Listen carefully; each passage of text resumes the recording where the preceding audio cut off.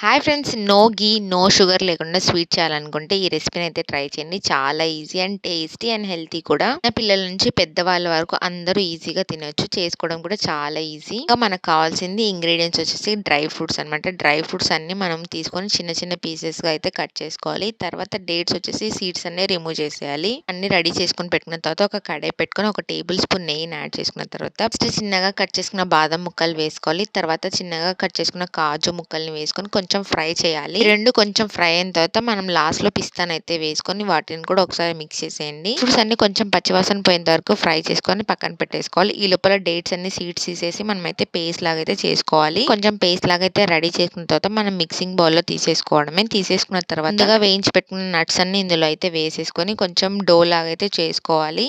కొంచెం డో లాగా రాకుంటే గీని కూడా కొంచెం యాడ్ చేసుకొని డో లాగా రెడీ చేసుకోవాలి. తర్వాత వచ్చేసి మనం డో లాగా చేసిన తర్వాత ప్లేట్ లో మనం గసగసాలను వేసుకొని ఈ డోన్ అంతా రోల్ చేయాలి. మనకి ఇలా అయితే అతుక్కుంటాయి. స్టిక్ చేసుకున్న తర్వాత ఒక 2 మినిట్స్ గ్యాప్ ఇచ్చేసి మనం అయితే కట్ చేసుకోవాలన్నమాట. మనకి ఏ షేప్ కావాలంటే ఆ షేప్ లో కట్ చేసుకోవచ్చు. ఇలా ఇష్టం లేకపోతే డైరెక్ట్ గా లడ్డూస్ లాగా కూడా చేసుకోవచ్చు. హెల్తీ స్వీట్ అయితే రెడీ అయిపోతుంది. మీరు కూడా ఒకసారి ట్రై చేయండి. ఈ వీడియో నచ్చితే please like, share, subscribe to my channel. Thanks for watching.